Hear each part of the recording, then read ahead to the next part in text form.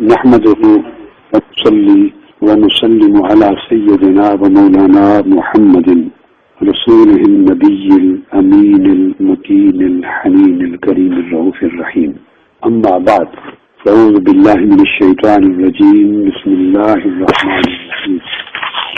يا أيها الذين آمنوا اذكروا الله ذكرا كثيرا وسبحوه بكرة وأصيلا. وقال الله تبارك وتعالى واذكر اسم ربك وتبتل إليه تبتيلا. صدق اللہ مولانا العظیم. الحمدللہ، بہت مبارک ہو، اللہ پاک نے آپ کی توفیقات میں اضافہ فرمایا، اور توفیق میں اضافہ ہونا اس بات کی علامت ہے کہ اس بندے کی کاوشیں اللہ رب العزت کے حضور قبول ہو رہی ہے. اگر اللہ تبارک و تعالیٰ قبول نہ فرمائے تو توفیق میں اضافہ نہیں ہوتا، اور اگر توفیق میں اضافہ ہو رہا ہو تو یہ دلیل ہے اس امر کی کہ اللہ تبارک و تعالیٰ آپ کی نوکری اور ہم سب فرما رہا. الحمدللہ، آج کی گفتگو اس مبارک مجلس کے لیے جس موضوع پہ کر رہا ہوں وہ یہ کہ اللہ تبارک و تعالیٰ کو یاد کرنا، اس کا معنی کیا ہے. میں نے جو 3 آیتیں تلاوت کی ہیں ابتدا میں، ایک تو یہ جس میں ارشاد فرمایا یا ایھا الذین آمنوا اذکروا اللہ ذکرا کثیرا، اے ایمان والو کثرت کے ساتھ اللہ کا ذکر کیا کرو. تو اللہ کا ذکر کثرت کے ساتھ کرنے کا حکم ہے. پھر اس سے اگلی آیت میں فرمایا وَسَبِّحُوهُ بُكْرَةً وَأَصِيلًا، اور صبح و شام اس کی تسبیح کیا کرو. یعنی آپ نے دیکھا کہ یہ حکم ہے اللہ کو یاد کرتے رہنے کا ذکر کرتے رہنے کا، اور پھر اس کے لیے فرمایا کثرت کے ساتھ کرو. پھر تکرار کیا اس حکم کا اور فرمایا کہ اس کی تسبیح صبح و شام کرتے رہا کرو. اور ایک اور آیت کریمہ جو میں نے تلاوت کی اس میں اللہ رب العزت نے فرمایا وَاذْكُرِ اسْمَ رَبِّكَ وَتَبَتَّلْ إِلَيْهِ تَبْتِيلًا، کہ اے بندے اے نام کو یاد رکھ. تو اوپر جب ذکر ہوا اذْكُرُوا اللَّهَ ذِكْرًا كَثِيرًا، تو اللہ کی ذات کو یاد رکھ،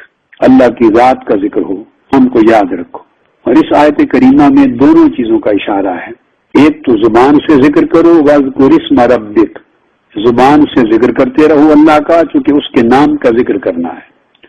خواہ اللہ کرتے رہیں، خواہ یا حی و یا قیوم کرتے رہیں، خواہ لا الہ الا اللہ کرتے رہیں، خواہ یا حق یا حی کرتے رہیں، خواہ یا جبار و یا قہار کرتے رہیں، خواہ یا حی و یا قیوم یا ذل جلال والاکرام. الغرض اللہ کے سارے نام پیارے ہیں، حسین ہیں. میں نے فیوزات محمدیہ میں اسماء الہیہ کی پوری تفصیل دی ہے اور ان کے اذکار بھی بیان کیے. جس نام سے چاہیں اللہ کو پکاریں، جس نام سے چاہیں اللہ کو یاد کریں، یہ ذکر لسانی ہے. جب لفظ آ جائے نا وَاذْكُرِ اسْمَ رَبِّكَ، اللہ کے نام کو یاد کرو، اللہ کے نام کا ذکر کرو، اللہ کا نام جپو، تو یہ ذکر لسانی ہے. تسبیح کرو اللہ کے ذکر کی،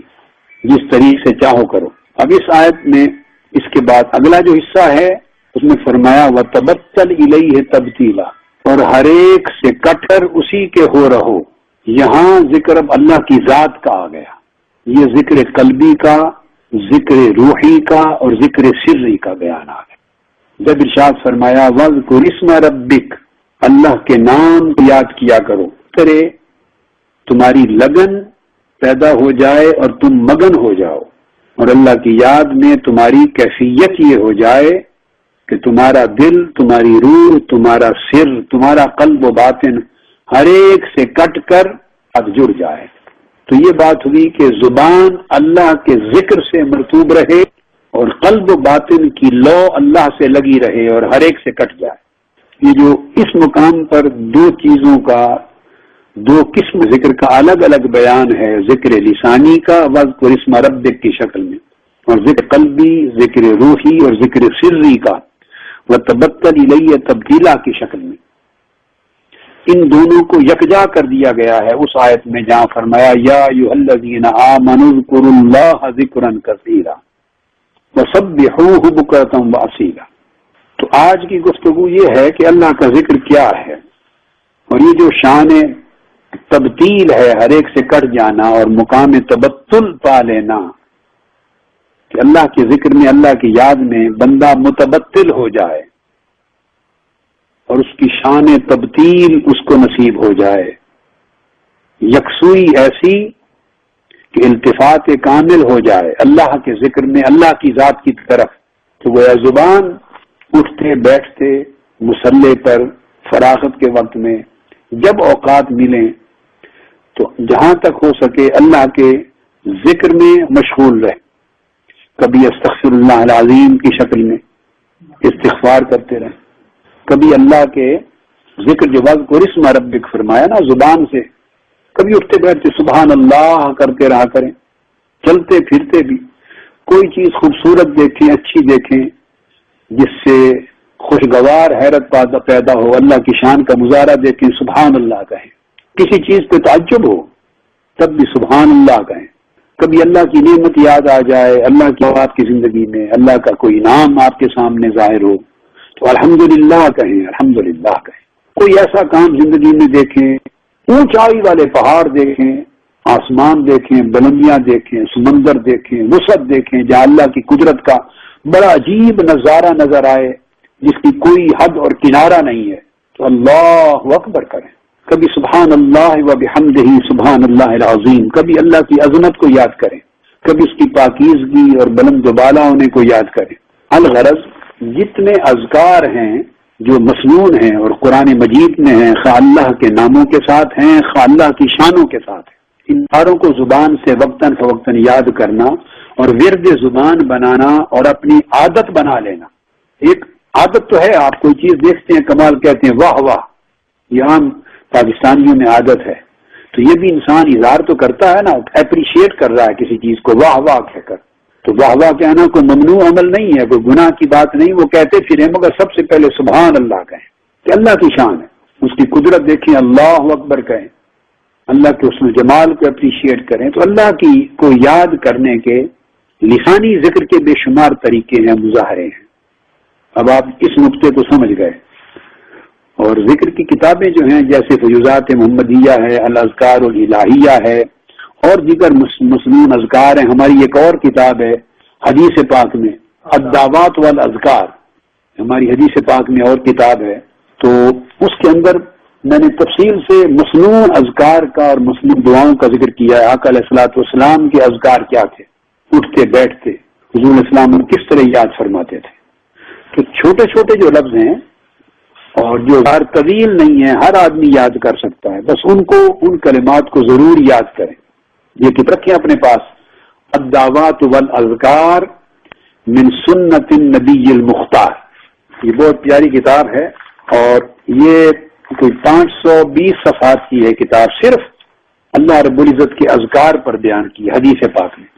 تو آقا علیہ الصلوۃ والسلام کس طرح مختلف مواقع پر، اور پھر اس میں آثار کا بھی ذکر ہے، اس میں یعنی نیا کپڑا پہنتے ہوئے کیا ذکر، گھر میں آتے ہوئے کیا ذکر ہے، سفر آتے ہوئے اللہ کو کس طرح یاد کرنا ہے، سفر کے دوران کس طرح یاد کرنا ہے،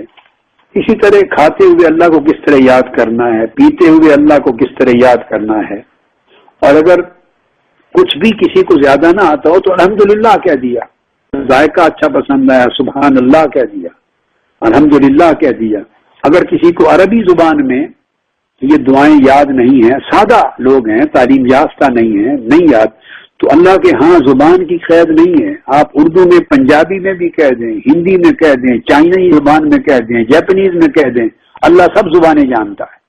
سب زبانیں اسی کی پیدا کرتا ہے، اور کچھ نہیں مسنون طریقے سے عربی زبان میں کہنا نہیں آتا تو یہ کہہ دیا سبحان اللہ، اللہ تعالیٰ اتنا اچھا کھانا تو نے ادا کیا، تیرا شکر ہے، باری تعالیٰ کتنا اچھا مشروب ٹھنڈا پانی دیا، سینے میں ٹھنڈک ہو گئی، پیاس بجھ گئی، تیرے انعام پر تیرا شکر ہے۔ اچھے کپڑے، آپ کو عربی کی دعائیں نہیں آتی، کوئی بات نہیں، جب پہنا تو ذہن میں یہ دھیان ہے اور زبان پہ کہہ دی باری تعالیٰ تو نے اچھا خوبصورت لباس دیا، میرے جسم کی زینت بنائی، تیرا شکر ہے۔ اب آپ سمجھ گئے نا، سفر پہ چلے دعا نہیں آتی، کہہ دیے باری تعالیٰ سفر کا ہوں تو اس سفر میں میری حفاظت کرنا، تیری مدد کا طلبگار ہوں، بس اپنی زبان میں جو جملے چاہیں کہہ دیں، جو جملے آپ کو آتے ہیں اپنی زبان میں کہہ دیں، پنجابی میں کہہ دیں، اللہ کے ہاں وہ بھی قبول ہے۔ یہ کتابیں تو اس لیے ہیں کہ جو ان کو یاد کر سکے پڑھ سکے تو حفظ کر لے، اور جس کو عبارات حفظ کرنا نہیں آتی تو کم سے کم جب اس کو پڑھے گا ترجمہ پڑھ لے گا تو اس کو خط آ جائے گا، تصور آ جائے گا، وہ تصور پھر اپنی زبان میں اپنے الفاظ کے ساتھ ادب باری تعالیٰ یعنی کبھی کوئی چیز بخار ہو گیا کی دعائیں ہیں، مگر یہ کہ باری تعالیٰ کہ آگ سے دوزخ کی گرمی کے شر سے پناہ مانگتا ہوں، یہ دعا ہے، حدیث پاک اس کا ترجمہ بتا دیا، جب بخار ہوا تو باری تعالیٰ سے اور دوزخ کی آگ کی تپش سے بھی پناہ مانگتا ہوں، مجھے محفوظ رکھ، اتنا کہہ دیا۔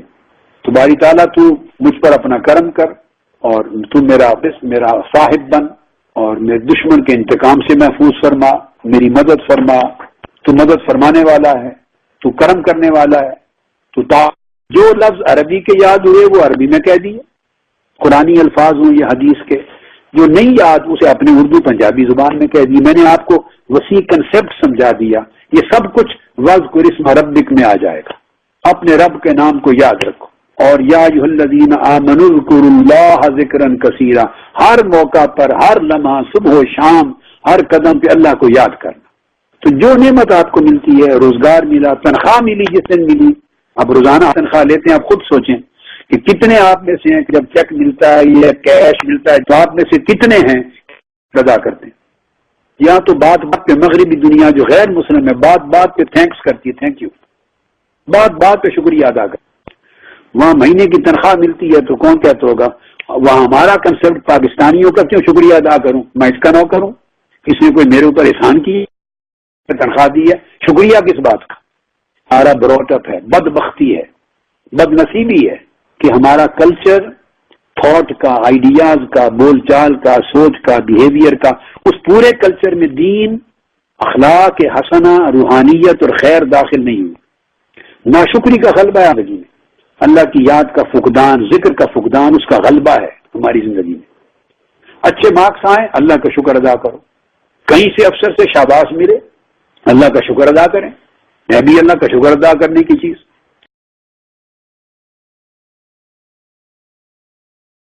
تو ایک اپریشیٹ کریں، دوسرا اللہ کا شکر ادا کریں، الحمدللہ یہ اللہ کی نعمت سے ہوا، اللہ کی توفیق سے ہوا، اور جس نے اپریشیٹ کیا اس کا شکریہ ادا کیا۔ آقا علیہ السلام نے فرمایا جو ادا نہیں کرتا وہ اللہ کا شکر ادا کرتا۔ تو یہ ریسیپروکل چیزیں ہیں۔ تو ایک تو جو آپ نے فرمایا ہے وہ اس لیے نہیں ہوتا کہ پڑھ لیا، سن لیا، مہینے کے بعد خطاب میں آ گئے کیا، اگر اس کو آپ اپنی زندگی کا حصہ نہیں بناتے، اگر وہ تعلیمات قرآنی اور نبوی اور تعلیمات الہیہ آپ کی عادت نہیں بنتی، روزمرہ کا معمول نہیں بنتا، غیر ارادی طور پہ آپ کی زندگی اس کے مطابق نہیں چلتی، جس کا مطلب آپ اس چشمے سے فیض یاب نہیں ہو رہے۔ دیکھیں نا، ایک پانی کا بہ رہا، ابشار بہ رہی آ رہی ہے، چشمہ بہ رہا ہے، ایک پوری نہر ہے، دریا ہے، تو جب آپ اس میں چھلانگ لگاتے ہیں تو آپ کو ضرورت پڑتی ہے اس چشمے کو کہنے کے لیے کہ میرے ذرا بازو کو بھی اور میرے بازو کو بھی ذرا گیلا کر دے، ذرا کھبی باں پہ بھی ذرا پانی تھوڑا سا سٹ دیں، تو میری ٹانگیں بھی گیلی کر دیں، تو میرا کچھ کہتے ہیں بھائی نہیں، دریا بہ رہا ہے تو سب کچھ اس میں تر ہو جاتی ہے، سارے جسم کو فیض مل جاتا ہے، خود بخود ٹھنڈک مل جاتی ہے، سب تپش گرمی ہو جاتی ہے۔ آپ نے کرنا کیا ہے؟ اپنے آپ کو اس پانی میں اتار دینا ہے، یعنی فیض کو لینے والے بن جائیں۔ تو جس طرح یہ دنیا کے دریا ہیں، نہریں ہیں، آبشاریں ہیں، تو یہ تو محدود سی چیزیں ہیں، ان کا کیا مقابلہ قرآن کے فیض کے ساتھ، جو آبشار قرآنی فیض کی ہے، جو دریا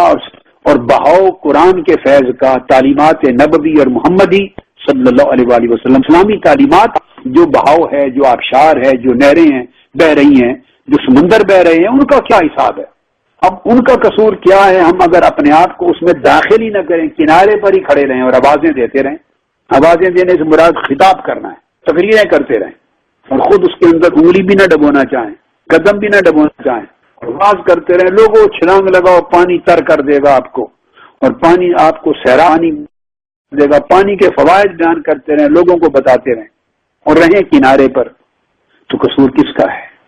نہ دریا کا ہے، نہ نہر کا ہے، نہ سمندر کا ہے، نہ آبشار کا، نہ قصور تو ہمارا اپنا ہے کہ ہم نے اپنے آپ کو ڈالا ہی نہیں اس میں۔ تو تعلیمات نبوی صلی اللہ علیہ وسلم اور اسلام اور روحانیت کی تعلیمات، اولیاء اور صوفیاء کی تعلیمات، یہ سب مغز ہیں اسی قرآن کے، اور چلتے پھرتے کا نام سیرنا محمد رسول اللہ نہ تو سیرت کی مختلف شکلیں ہیں، اس کے فیض بہ رہے ہیں، اور منہاج القرآن اسی کی ایک شاخ ہے، ایک اسی کی ندی نالی ہے، اسی کی ہے، اسی سورج کی، اسی اوشن کی ایک قطرہ ہے۔ تو اس سے جو مل رہا ہے پانی، تو فائدہ انہی لوگوں کو ہے جو اپنے آپ کو اس میں گرا کے تر کر بھگو لیں۔ تو میں یہ چاہتا ہوں کہ ان تعلیمات سے آپ اپنے آپ کو بھگو لیں، تر ہو جائیں، اتنا تر ہو جائیں کہ آپ کے نیچے اوپر دائیں بائیں یہ لہریں اور تعلیمات کی پوری موجیں چل رہی ہوں، آپ ان کے اندر زندگی گزاریں۔